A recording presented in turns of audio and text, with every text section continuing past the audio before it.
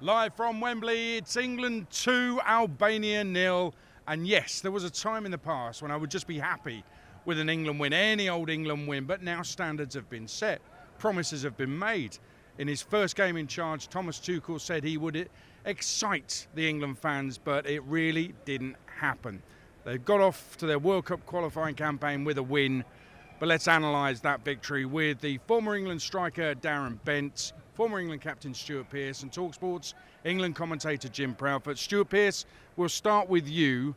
It wasn't particularly exciting, it wasn't great, but it was a win. How should we feel as England fans? Well, I think from Thomas Tuchel's point of view, it gives him a reference point to start from. You know, I would like to have seen us be a little bit more adventurous, putting the ball in the box, a little high octane as well from the offset. I think we saw a performance that's been akin to probably the last year or so, where we've sat there and been a little bit frustrated that it's been backwards and sideways a little bit. 2-0 victory, clean sheet, we've started the campaign, so is the glass half full or half empty? It's a great question. What do you think, Darren Bent? I'm going to be a little bit optimistic. I just thought maybe he was having a look at his players tonight. I think he probably, I wouldn't say that he underestimated the opposition, but I don't think he realised how difficult it was going to be. Certainly that low block, which England have struggled with in the past, and I expect certainly Monday against Latvia to be a better performance and also a change in personnel. Jim Proudfoot, was it a tough one to commentate on? Because at times there were lulls in that game, weren't there? Did I make it sound like it was a tough one to commentate on? Is that what you're telling me? I'm not saying that, but yes, it was a lot of the same passage of play over and over again, and it's that sort of invisible semicircle around the edge of the penalty area, and England working their way along it and back again, and then going back to the centre halves and then coming forward again. And it was a little bit frustrating, I must admit, as an England supporter to watch that. And it did, as Stu has just said, feels like the type of England performance that we've seen on a relatively regular basis over the last 18 months. I think if you're a glass half empty man, you could have a look at the last England performance under Lee Carsley and say that this was quite a significant backward step on there. But listen, there are mitigating circumstances. So 3 training sessions to learn what these players are about firsthand, who will be absolutely well versed in everything that they can do and can't do, but 3 training sessions firsthand. They will get better. It is a point of reference, as you've said, for what is to come. And I would like to think that we will look back on this performance and in 18 months' time we might say that this is the worst performance that England muster under Thomas Tuchel. And I think the disappointments are, it just felt very samey. But the bottom line is that England have won. And as we've talked about friendlies many times in the past, it's all about what you learn from them. And this is all about what he learns from this. I think it'll be a very different 11 on Monday. I think it'll be a different type of performance. And Stuart, you've been a caretaker England manager. You've worked with England managers as an assistant as well. Do you think Thomas Tuchel was wise to openly promise exciting front foot football? Yeah, I'd rather my manager turn round and make that statement than before the game say, look, if we can just get over the line and keep a clean sheet, I'll be delighted. So, fair play to him. I think he'd have learnt a lot by it. You know, he's a bright manager with a great CV. So, he'd have learnt a lot about his players in regard to certain players in certain positions, that type of thing. He made some bold calls, you know, started Dan Burn, Lewis-Skelly as well, starting a young man who got himself on the score sheet. Henderson got on the pitch as well. Three big calls in regard to his squad, but, you know, credit to him for that. And as I say, we'll learn by it. We got 3 points on the board and the opportunity to get another 3 points come Monday evening. Let's talk about that big positive. You as an Arsenal man, Darren Bent, the drive time king, the celebrity Arsenal fan. Miles Lewis-Skelly was outstanding tonight. It was a man of the match performance from him. Just so proud that he's English, so happy that he's English as well. Honestly, the first thing I thought was Arsenal better win something soon. Because honestly, with the amount of youngsters that are coming through at that football club, talented youngsters as well, I mean, he's just another one where Hale End looked comfortable in possession. Great goal he scored, showed real composure when he got into the box to finish that chance off, but he's been doing it ever since he made his debut for Arsenal as well. And again, for someone who's so young, at Wembley, for England, you know what I mean, the new manager's first game in charge, he starts you and you put in that level of performance, that just tells me that he's got full confidence in his own ability, that his teammates have got confidence in his ability, and it's just, can he hold on to that shirt? I believe it's his now to hold on to. I get it. If Luke Shaw can get himself fit, chill well, we know his relationship with Thomas Tuchel. You've also got Lewis Hall at Newcastle as well. But if you're looking to put in a performance which tells the manager, I'm ready to make that position my own, I thought Lewis-Skelly did that this evening, and I thought he was fantastic. And Jim Proudfoot, left back, has been a problem position for England, hasn't it?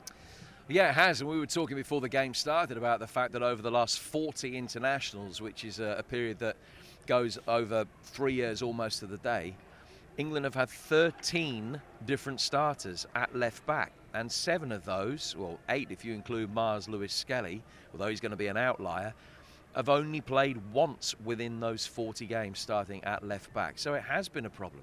And I think Mars would have come into this thinking that providing he was half decent, he's got a really good chance to nail that position down and make it his own for the World Cup. And listen, he was much more than half decent tonight. Even if you take the goal out of it, he was much more than half decent. So I think that, you know, it is a promising night from that point of view, that it looks as though that's a dilemma that potentially has been solved. If only we had one of England's finest left backs to discuss the left back performance tonight. Oh, Stuart Pearce, here he is. He's actually been a midfielder growing up, Miles Lewis-Skelly, but all that shows is that he's actually a really good, intelligent footballer. Yeah, competent on the ball. We've had a lot of fullbacks that have been transformed. You know, I spring into mind Danny Rose, let's say, you know, as an advanced player, dropped into fullback position and absolutely thrived on it. And Lewis-Skelly would have learnt by that. They get a rounded education at the academies now, which is really good. So we know when they step onto an international stage on a daunting night like tonight for a young man, they handle it brilliantly, and it's no surprise anymore, Aid. Miles Lewis-Skelly, the big positive. Let's talk about some of the negatives from tonight, and there are a few. I think the big one for me, and I think a lot of talkSPORT listeners will agree with this, Phil Foden, we expect more, we want more, he's capable of more, Darren Bent, and I just cannot understand how he can't impose himself on a game like that. And with respect to Albania, yeah, it's low block, it's defensive, I get all of that. Phil Foden should be coming off the pitch saying, look what I did against that lot tonight. I think it's because we expect so much, We saw what he did last year for Manchester City, where he was absolutely outstanding. And then we saw him in the Euros where he weren't quite at it, and he's almost carried that Euros form into this season's form for Manchester City. And you're right, there were so many opportunities this evening where he got the fullback exactly where he wanted him, where he wanted a wide player to get them.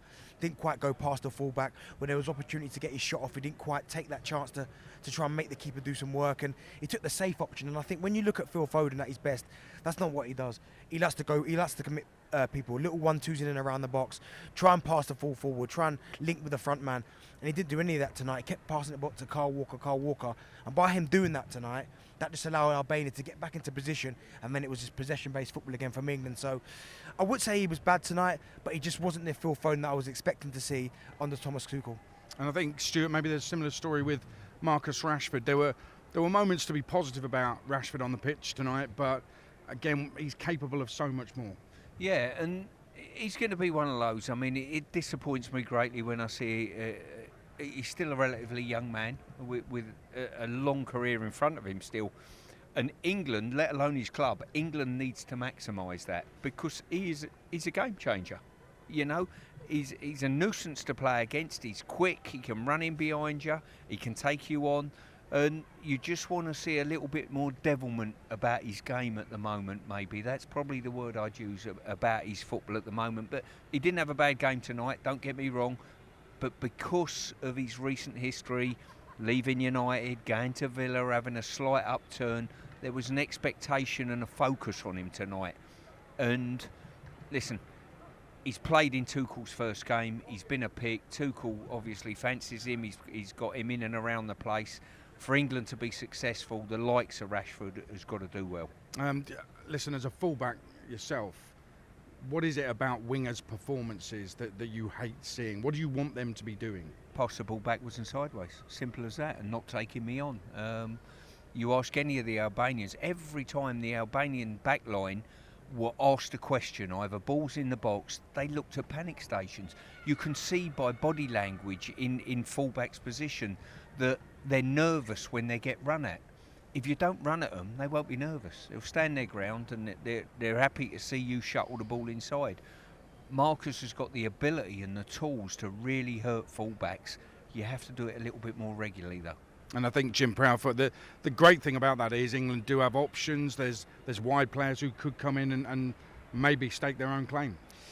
Yeah, absolutely. And I think that that will be something that will be the source of encouragement for those that didn't start tonight. They will feel that the bar maybe isn't as high as it might have been, that they will be able to produce better performances. And I think that that's an area that is of great encouragement for England for the World Cup. I think it's going to be a really difficult World Cup to win because of the climatic conditions, any number of reasons with the travelling that's involved. I think that this is going to be the hardest World Cup for England to win over 12, 16 years potentially, and a harder tournament to win than any of the European Championships in that time as well. So I think it is a tough ask.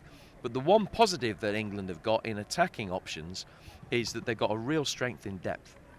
And I think that if you're looking at England's players' numbers in their squad, say 15 through 26, I think they're going to be better than just about any other country at the World Cup. So there is that strength in depth. It's obviously front-loaded. You'd have to say that strength in depth isn't uniform across the back end of the team, but certainly is at the front end of the team. So from that point of view, I think that, yeah, there are plenty of options and plenty of routes for experimentation for Thomas Tuchel, but that in itself is difficult because he hasn't got too many games to experiment. Yeah, short amount of time, isn't it? 6 camps of roughly 10 days for each camp, and you've got to get ready for a World Cup.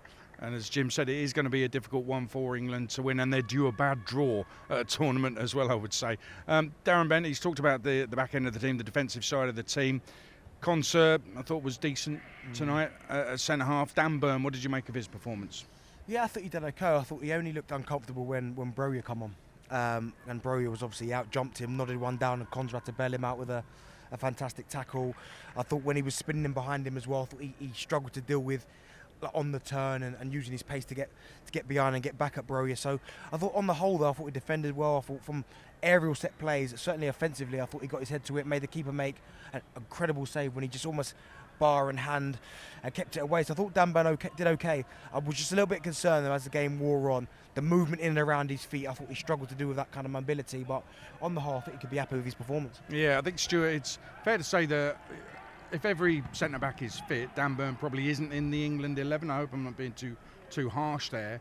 But given what they've all said about how Dan Burn is in the camp, you suspect that Thomas Tuchel, who said he was surprised that he hadn't been called up before, Dan Burn, you suspect that Thomas Tuchel really wants him in the England squad. Yeah, I mean, he's made a great statement by bringing him into the squad. I'm delighted, I really am. I mean, we've got to understand, let's talk about Dan Burn. He's not a regimental goat. He's a good player as well. You know, he plays for Newcastle. He plays an integral part for Newcastle.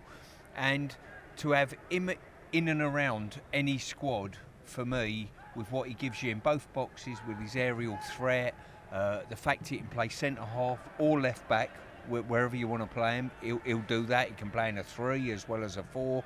I think he's a major plus. And I think if you look at one of the things that Thomas Tuchel's been talking about over the course of the week on a regular basis is playing without pressure and, you know, making sure that you can go on the field and do yourself justice.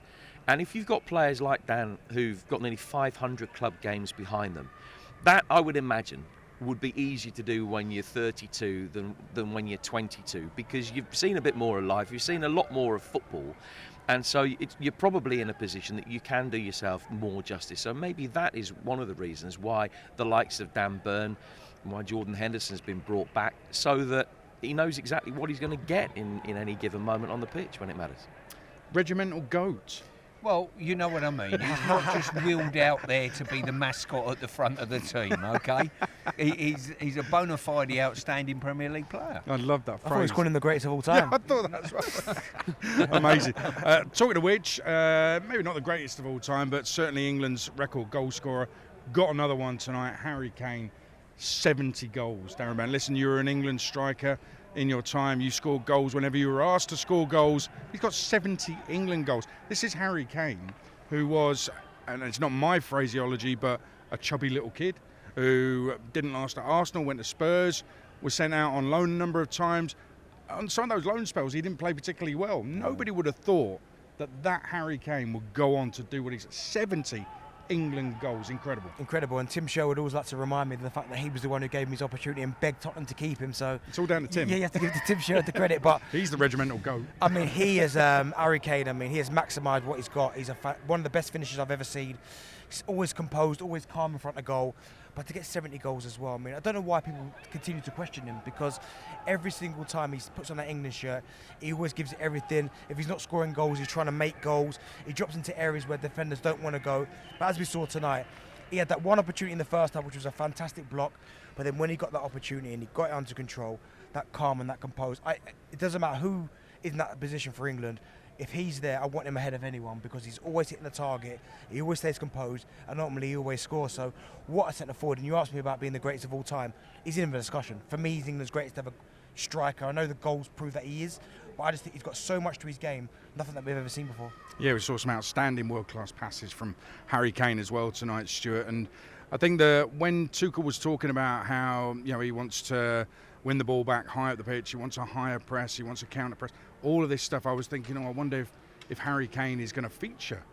So it wasn't me thinking Harry Kane should be dropped, it's just the way that Tuchel wants England to play. I wondered if Harry Kane would fit that bill, but he's answered any questions anybody had tonight, surely. Well, he certainly has. As I say, he got one goal. A magnificent block kept him away from two, and a header that was just misconstrued, and good defending potentially kept him away from a potential hat-trick, you know, let alone his forward passing when he dropped into hole, doesn't give the ball away. Listen, if we're questioning Harry Kane, we got a big problem. This is true. And actually, he's not the only one scoring goals, is he, Jim Proudfoot? No, he's not, because prior to him scoring tonight, the last 13 England goals had all been scored by different players. Now, one of them was an own goal, admittedly, but that's still 12 different goal scorers for England in between that goal that Harry scored tonight and the previous one that he scored. That's remarkable, really. That means that pretty much everybody who's started a game over the last 3-4 months has weighed in with a goal, which is a great record when you always think, oh, England aren't weighing in with goals from all over the field. Well, they are now. They can do that.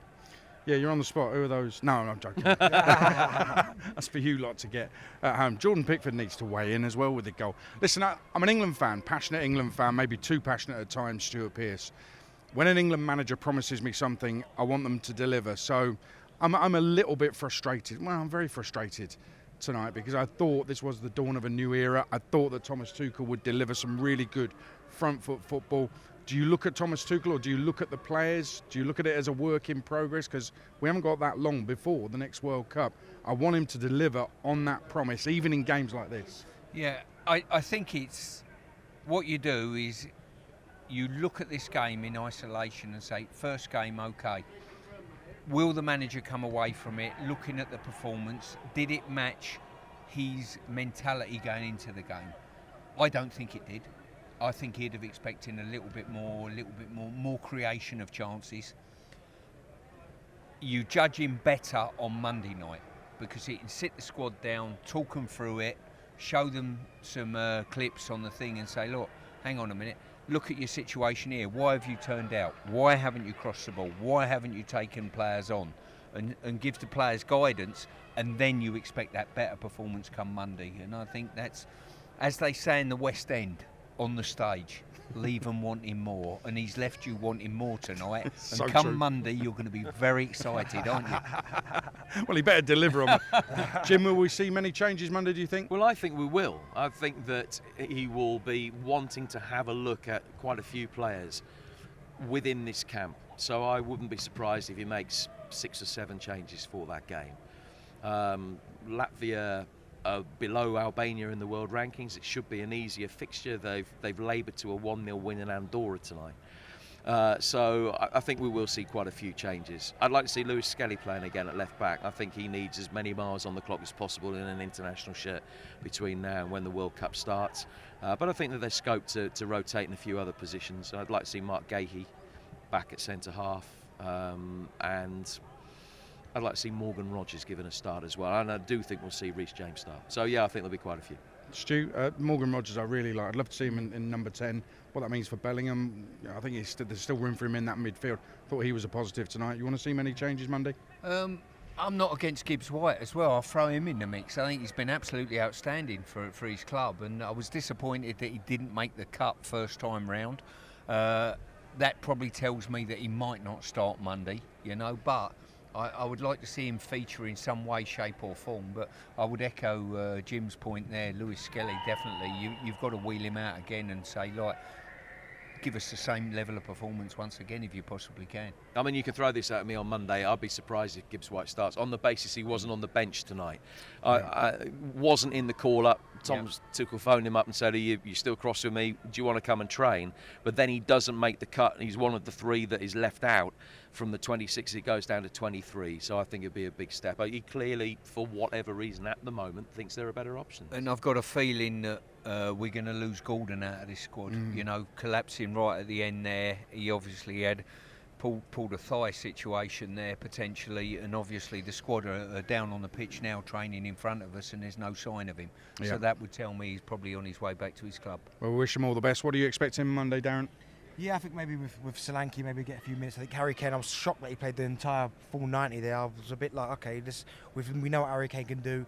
And this has been the issue from before. How many minutes you play him. We've seen him now. He's got another goal. Maybe Solanke, just to see someone else. Because even now, I still couldn't tell you who's England's best second option. We saw Tony have a little while. We see Watkins, he's not here. Solanke, I know he's had injuries, but yeah, I'd like to see Solanke get a few minutes against Latvia on Monday. You enjoy England with the talkSPORT commentary team tonight? Yeah, I did, to be fair, yeah. I mean, it's high standards, though, do you know what I mean? I've got to have a lie down now, do you know what I mean? Trying to keep up with you lot. You're slumming it with Goldstein. We feel. Do you know what it is? I've let my standards slip. That's my problem, so I've had to now raise them again, working with you legends. You're slumming it with Goldstein 4 o'clock Monday, yeah? I can wing that. I can wing that. Darren, Ben, thank you very much. Jim, Stu, thank you very much.